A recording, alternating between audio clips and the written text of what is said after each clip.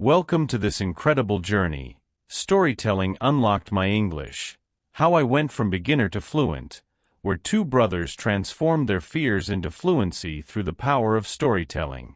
What if I told you that in just 2 years, two brothers who couldn't speak a single word of English went from complete beginners to living their dream in England? Their secret? Storytelling. But their journey wasn't easy. They struggled with every conversation, faced countless embarrassing moments, and nearly gave up more than once. Yet, through perseverance and the power of storytelling, they unlocked fluency. This is their story. And by the end, you might just believe that you can do it too.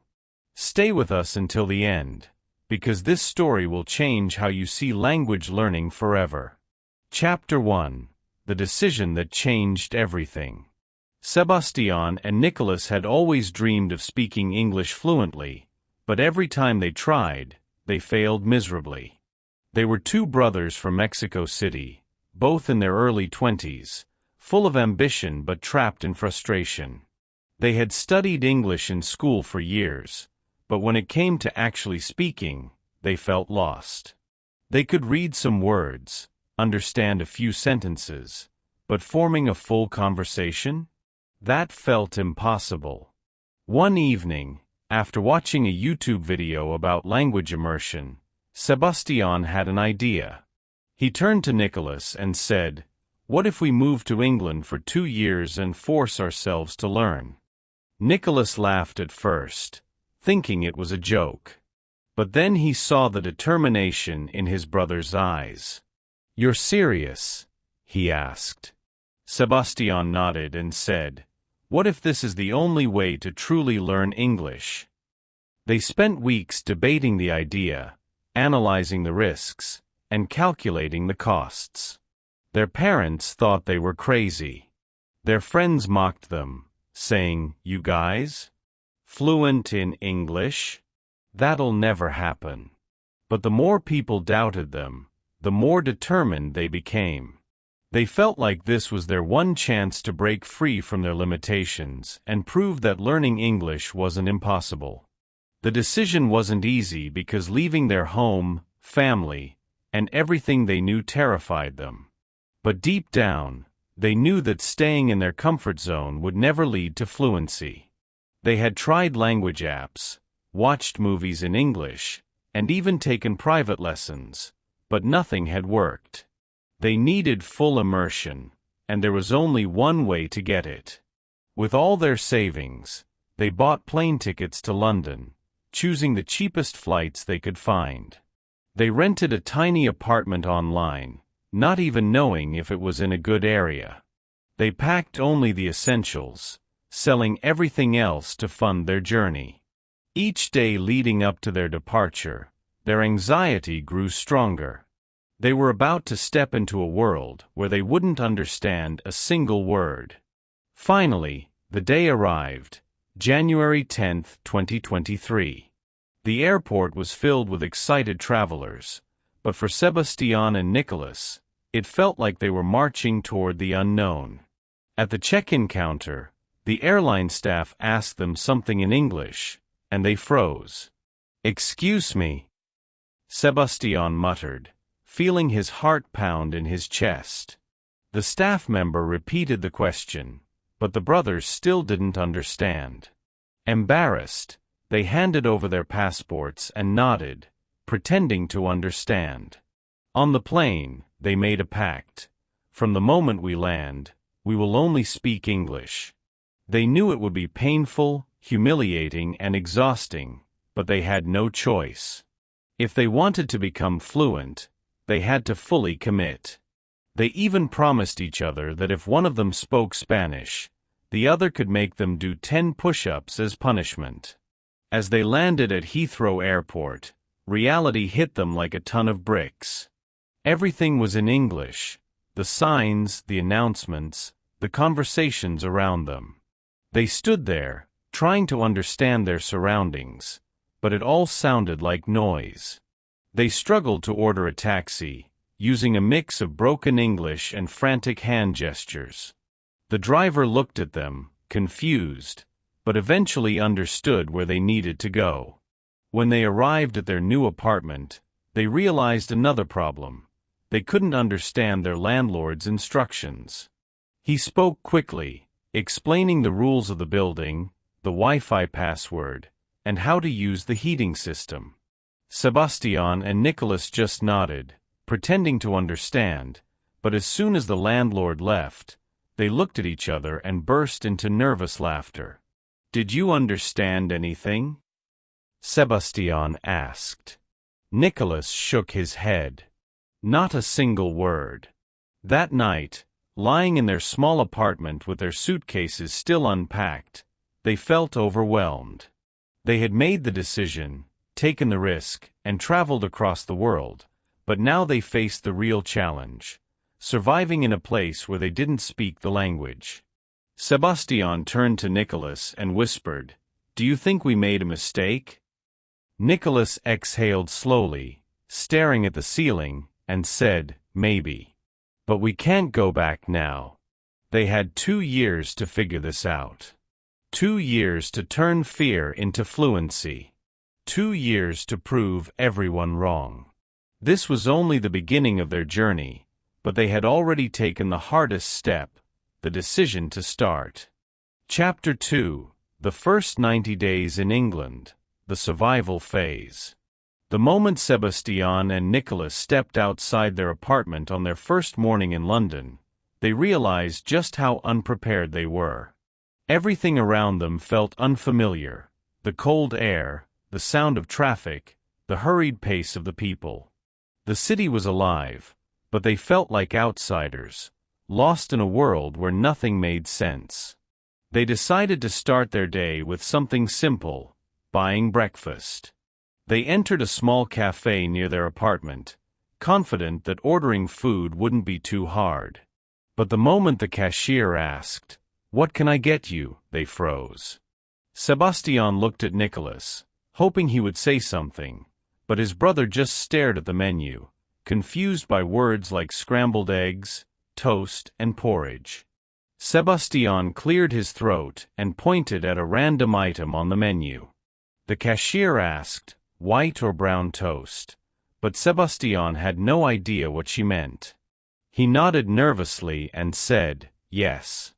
The woman looked at him, slightly amused, and repeated, "White or brown?" Sebastián panicked and replied, "Yes, please."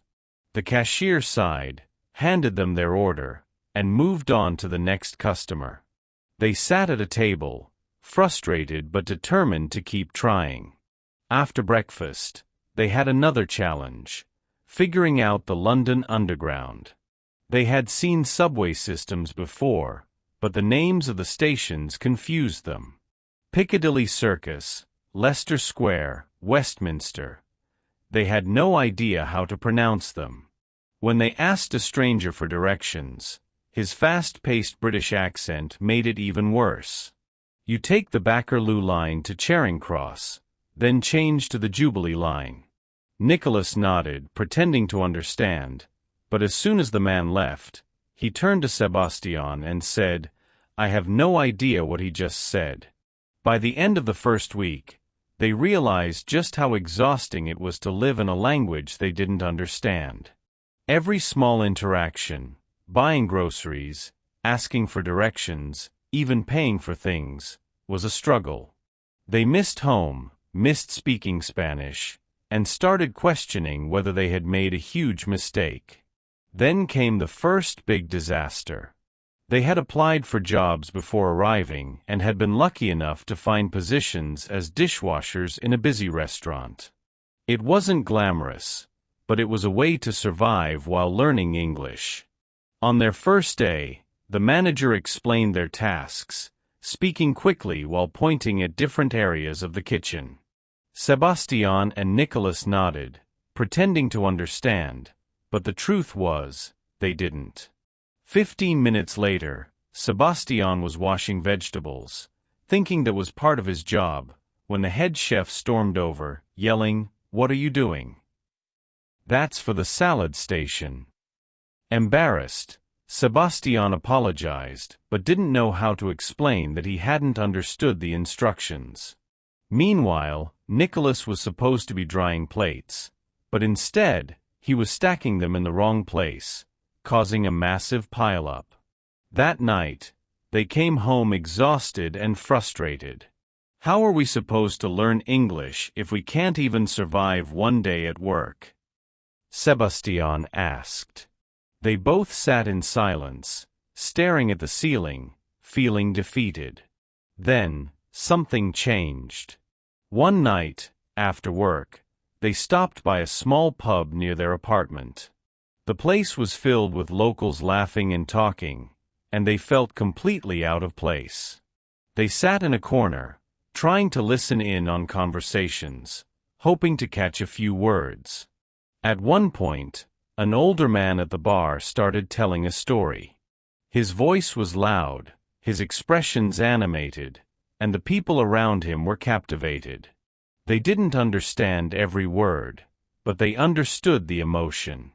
The way he paused before a punchline, the way people leaned in to listen, the way laughter filled the room. Nicolás whispered, "If we could tell stories like that, we'd be fluent." That night, they made a decision. Every single day, they would tell a short story in English. Even if it was bad, even if they made mistakes, they would practice. The next morning, they started simple. Sebastián told Nicolás about a stray cat he had seen on the way home. Nicolás told Sebastián about a customer at the restaurant who had dropped a plate. They used gestures, broken English, and a lot of frustration, but they kept going. After 2 weeks of storytelling, something incredible happened. Their confidence started growing. They weren't fluent yet, but they were no longer terrified of speaking. They made mistakes, but they didn't freeze in fear. One evening, while ordering food, Sebastián confidently asked for a burger with fries. The cashier responded with something he didn't understand, but instead of panicking, he asked, "Can you repeat that slowly?" To his surprise, the cashier smiled and said, "Of course. Do you want large or small fries?" He understood. He answered. He had just completed his first natural conversation in English. At the 90-day mark, they looked back at their first day in England and realized something important. They were still far from fluent, but they were no longer the same people who had arrived terrified of speaking. They had survived the hardest part, starting. Now, it was time to take things to the next level. Chapter 3, From Beginners to Storytellers, A Breakthrough. 3 months had passed since Sebastián and Nicolás arrived in England, and something had changed inside them. They were still far from fluent, but they no longer felt completely lost in conversations. They had stopped fearing English and started embracing it, even when it made them uncomfortable. They had learned a crucial lesson. Fluency wasn't about knowing every word, it was about being understood. One evening, as they sat in their small apartment after work, Sebastián pulled out his phone and said, "Let's try something new." Nicolás looked at him, confused. "What do you mean?" Sebastián smiled and said, "From now on, we're going to tell a story every day in English." At first, the idea seemed ridiculous. They barely knew enough words to order food properly, and now they were supposed to tell stories? But Sebastián explained his reasoning.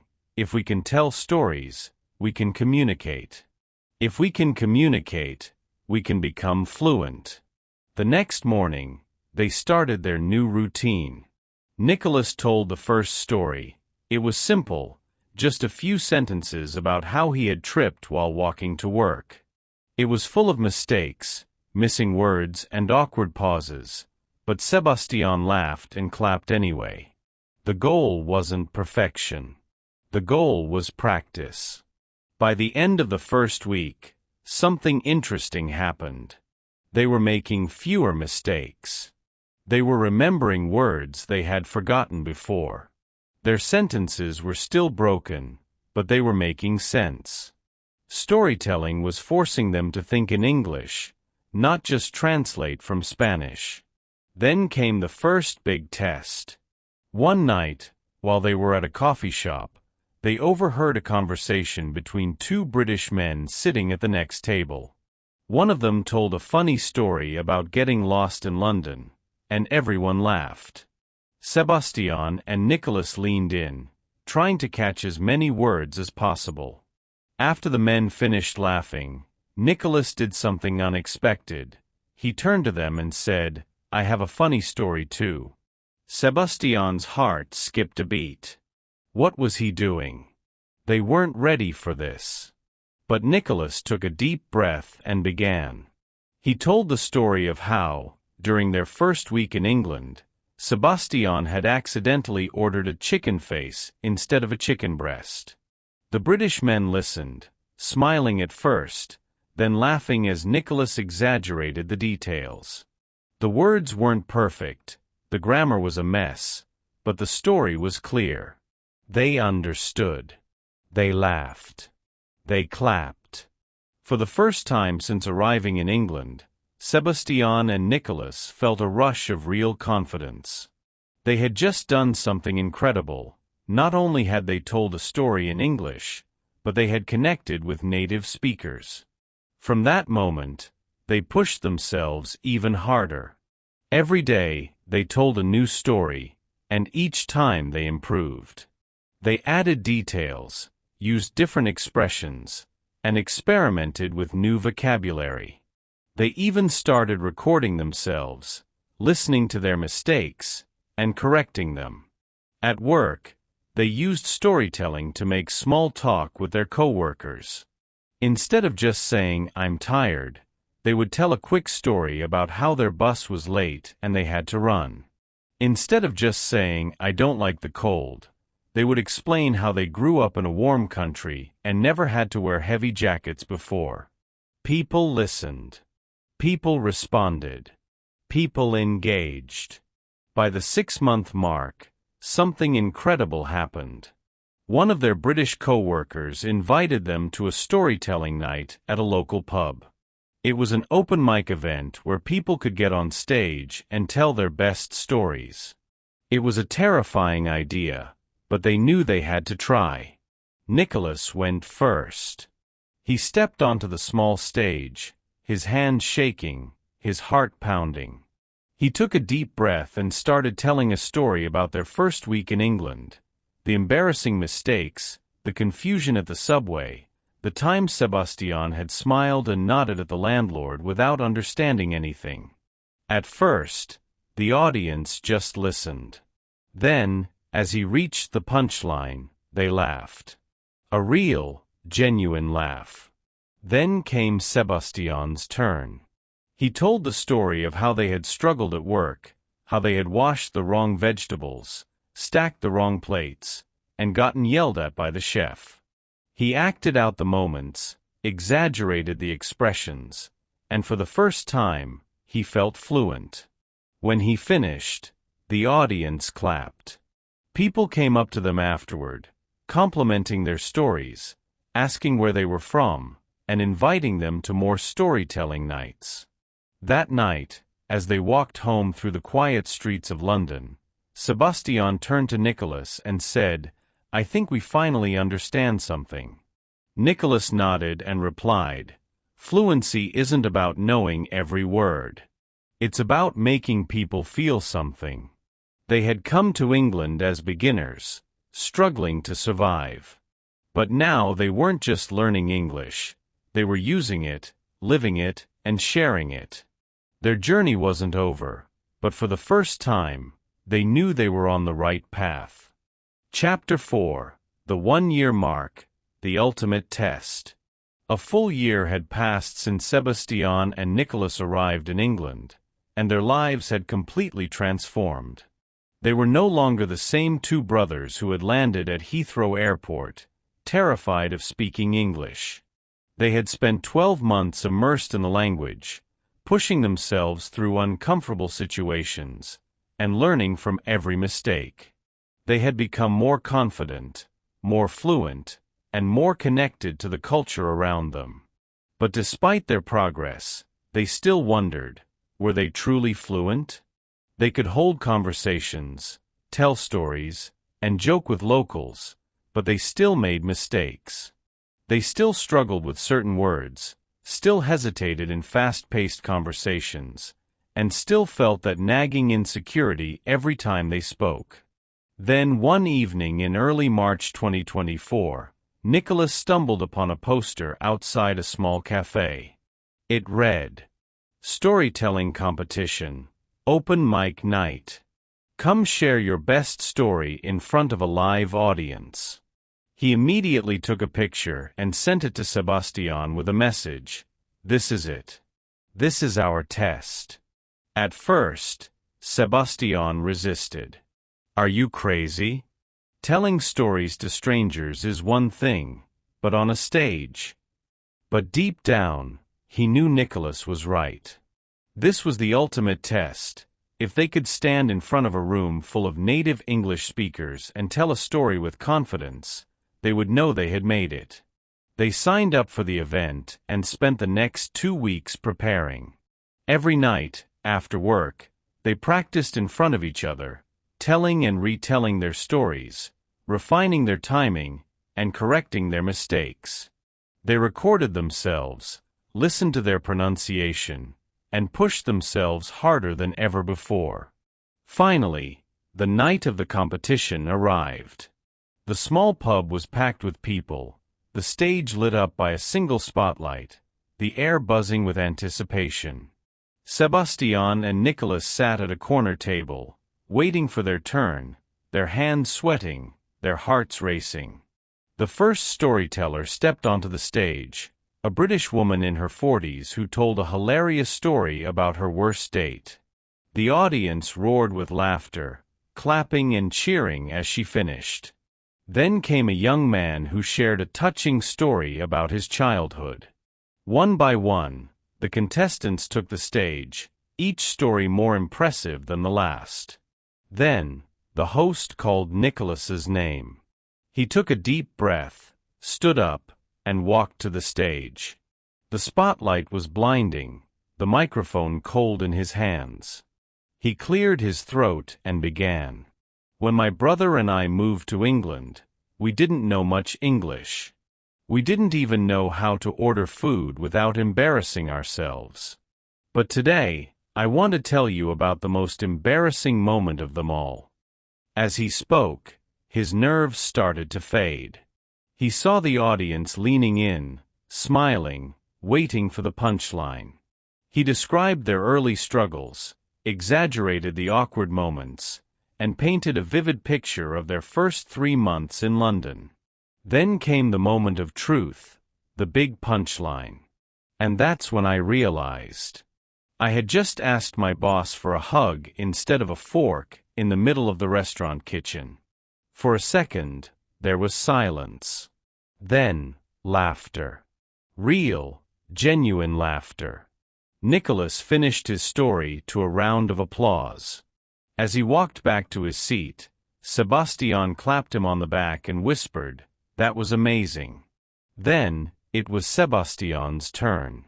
He stepped onto the stage, heart pounding, but as soon as he started speaking, he felt something incredible. He wasn't afraid anymore.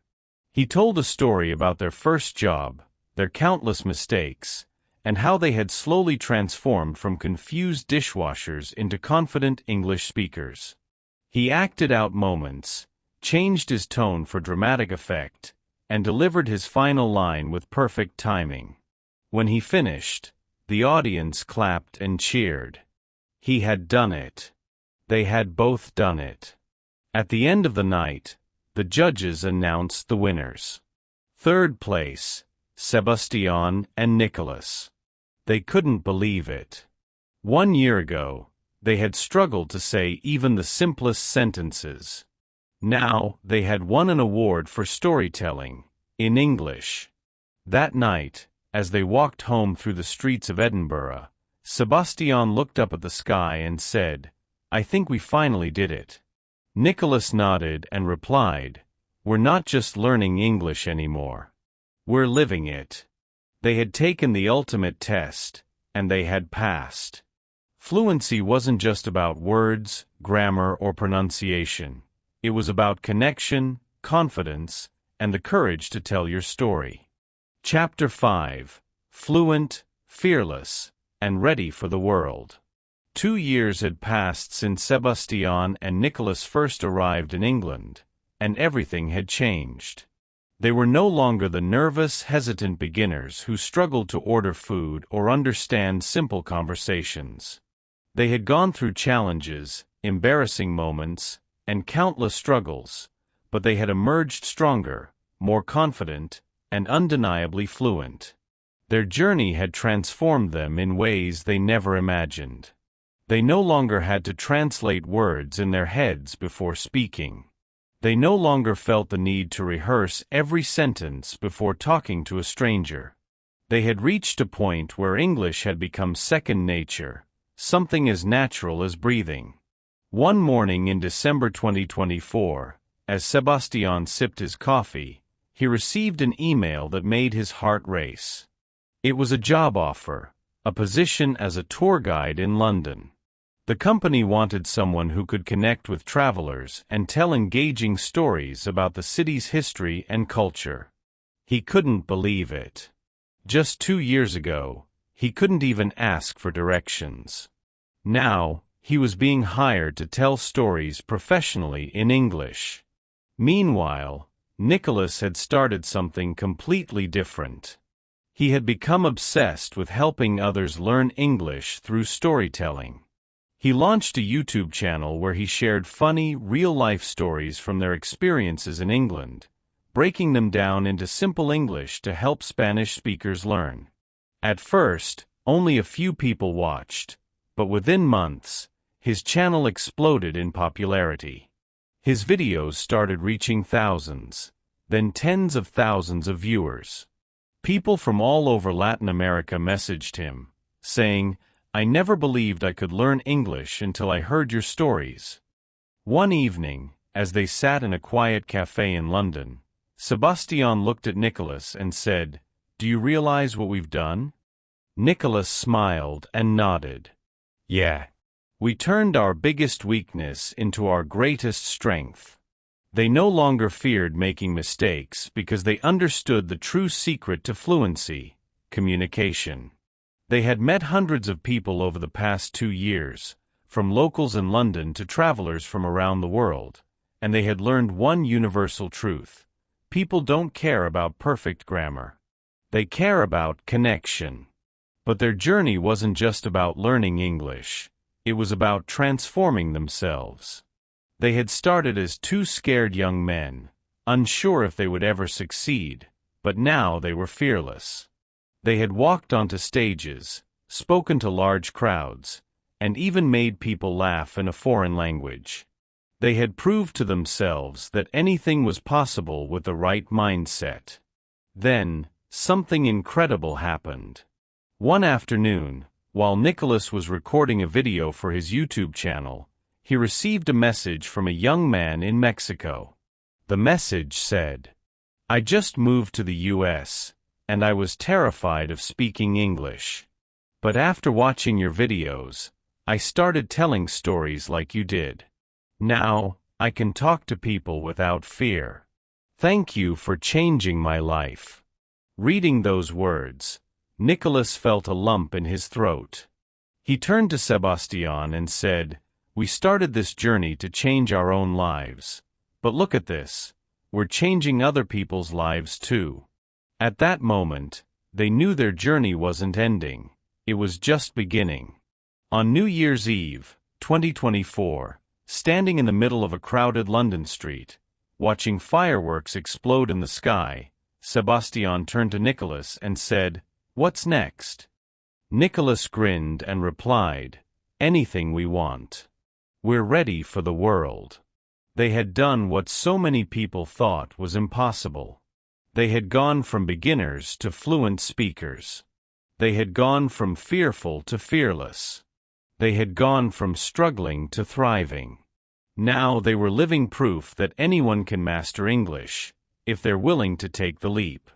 Rocket, and now, it's your turn. What's stopping you from telling your story in English? Drop a comment below and start your journey today. Imagine your words deciding a kingdom's fate. In our next video, follow Liam, a villager with no English skills, as he becomes the king's translator. His journey of struggle, resilience, and triumph will inspire you to improve your English. Ready for an epic tale? Watch now and subscribe for more.